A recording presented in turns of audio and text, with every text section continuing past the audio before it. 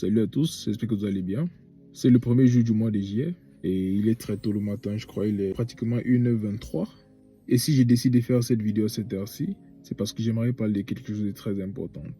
En mars 2022, j'ai donné une prophétie pour la France dans laquelle j'ai dit je voyais des nuages très sombres se rassembler dans l'atmosphère de ce pays. Et j'ai dit cela signifie la guerre. Quelques temps après, j'ai donné d'autres prophéties par rapport à la grève et toutes ces autres choses qu'il y a eu pendant la réforme des retraites, les violences et tout ça. On a vu cela se passer. Et dans la même vidéo, j'ai même parlé des personnes qui allaient réclamer la démission du président Emmanuel Macron, ce qui était le cas.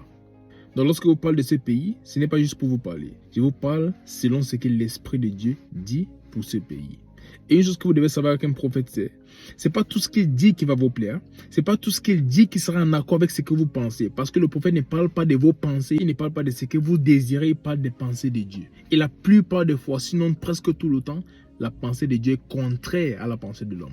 Et voilà la raison pour laquelle la plupart des messages prophétiques ne sont pas des messages qui font réjouir des personnes. Surtout quand ça concerne des prophéties internationales, des prophéties qui concernent les nations. Ce ne sont pas des choses, la plupart des fois, qui sont là pour amener des personnes à crier, à être contentes. Parce que le Seigneur passe à travers ses serviteurs pour démasquer le plan du diable. Et l'Église doit être capable d'écouter lorsque Dieu parle. Mais une chose que j'ai découvert dans l'Église francophone surtout, parce que dans la zone anglophone, ce n'est pas trop ça. Dans les pays anglophones, on peut voir le Nigeria, le Ghana, tout. C'est pas toujours ça. Dans la zone francophone, un constat que j'ai fait depuis plus d'une décennie aujourd'hui, c'est qu'il n'y a pas l'unité dans l'Église. Chacun veut faire ce qu'il veut de sa façon, à sa manière et tout ça là. Chacun préfère faire quelque chose de son côté. Chacun veut faire sa chose. Tout le monde veut faire ma chose. Voici ce que Dieu m'a dit, alors je vais faire ceci, je vais faire cela en mon temps. Mais voyez-vous, il y a des causes dans la Bible pour lesquelles toute la nation devait se rassembler pour prier.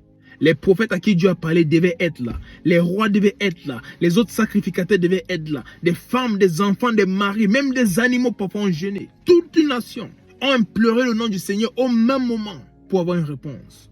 Lorsqu'il y a des prophéties que le Seigneur donne par rapport à une nation comme ça, les églises devraient se rassembler pour prier. Pas chacun prie à son tour. Telle église prie pour la France tel jour, l'autre église prie pour la France l'autre jour, et l'autre église prie pour la France l'autre jour. Non. L'une des choses pour lesquelles nous avons des pères, c'est parce qu'ils peuvent s'accorder et dire à leurs enfants, rassemblons-nous tel jour, à tel lieu, à telle heure, pour prier pour la nation. C'est aussi ça le rôle des pères. Rassembler les enfants pour prier. Les pères sont comme les commandants dans l'armée. Ils sont là pour rassembler les troupes. Et en ce moment, voilà ce qu'il faut faire pour la France. Ce n'est pas une question de nous ne sommes pas de la même église, nous ne sommes pas de la même ceci ou de la même cela, non. C'est une question de qu'est-ce qu'il faut pour la France. De quoi est-ce que la France a besoin maintenant? La France a besoin de prières. Et je vais vous dire, le diable utilise quelque chose dans ces fins de temps. Et dans tout pays où le réveil est proche, l'une des choses que vous allez constater, c'est qu'il y aura des crises qui vont vouloir conduire à la guerre. Aujourd'hui, l'Ukraine est en guerre. Mais je peux vous dire, c'est parce que le diable a su mettre la guerre en ce moment. Parce que l'Ukraine était à une période où le réveil était en train de se déclencher. Et la guerre est venue. Malgré la guerre, il y a toujours un réveil en Ukraine. Parce que je parle toujours avec des pasteurs qui sont là-bas et des personnes qui sont là-bas. Et l'évangile est en train de grandir beaucoup plus qu'avant. L'évangile est en train de se propager plus qu'avant. Plusieurs personnes viennent à Christ. Plusieurs choses extraordinaires se passent là-bas. Mais le réveil ne peut être complet lorsqu'il n'y a pas la paix. Le réveil ne peut se faire comme il se doit lorsqu'il n'y a pas la tranquillité. Et c'est la même chose que le diable fait ici en France. Je vous ai parlé des violences, ça n'a pas changé. On va continuer à voir des choses comme ça si l'église ne prie pas. Les violences vont se multiplier. Plusieurs personnes vont perdre la vie. Et des personnes vont dire, ce sont des jeunes qui sont rebelles et les policiers qui abusent de leur pouvoir. Non, lorsqu'il y a un esprit de violence présent dans un pays, ces personnes sont juste des victimes. Parce que l'esprit les contrôle. Tu ne peux dire pourquoi un policier va tirer sur un enfant de 17 ans.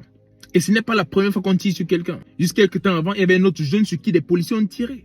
Et dernièrement, un autre petit de 17 ans a été tiré dessus. Par qui? Des policiers. Et on se demande, qu'est-ce qui se passe? Vous croyez qu'ils sont des policiers? Que maintenant ils ont décidé de tirer sur tout le monde?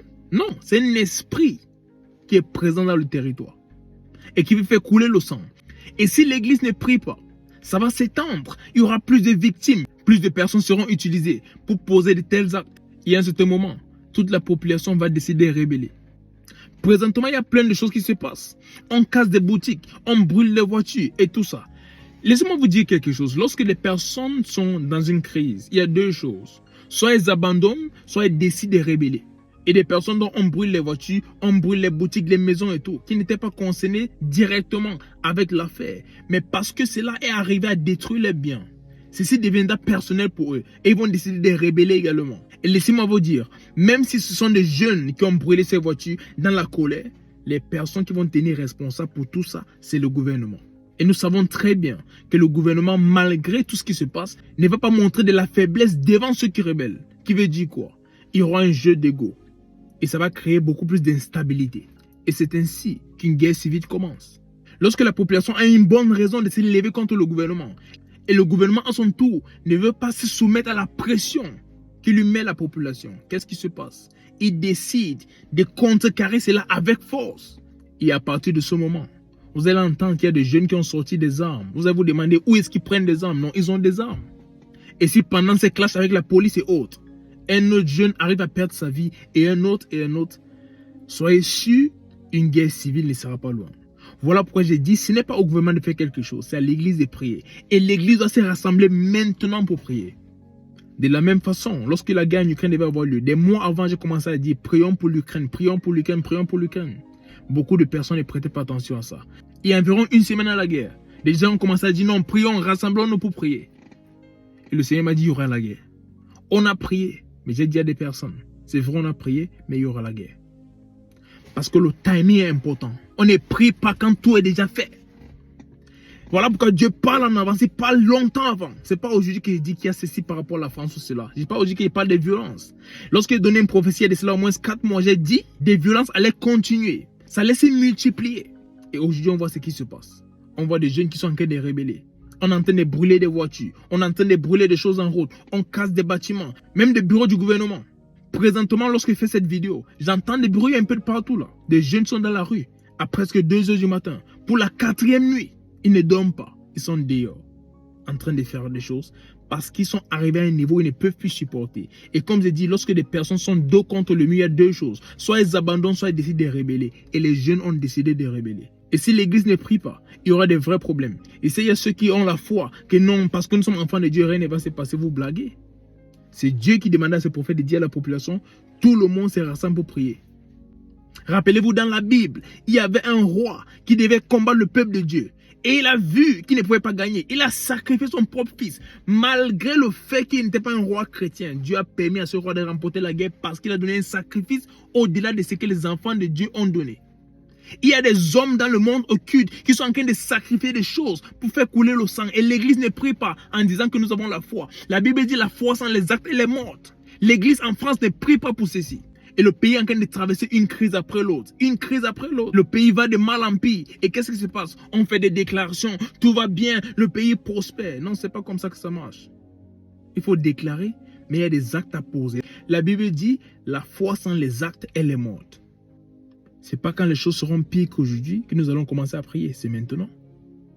Parce qu'un jeune de plus qui va perdre sa vie, et un autre qui va suivre, et un autre qui va suivre, on va entendre qu'il y a un couvre-feu. On va entendre qu'il y a l'état d'urgence. Et à partir de ce moment, les choses vont commencer à devenir beaucoup plus graves.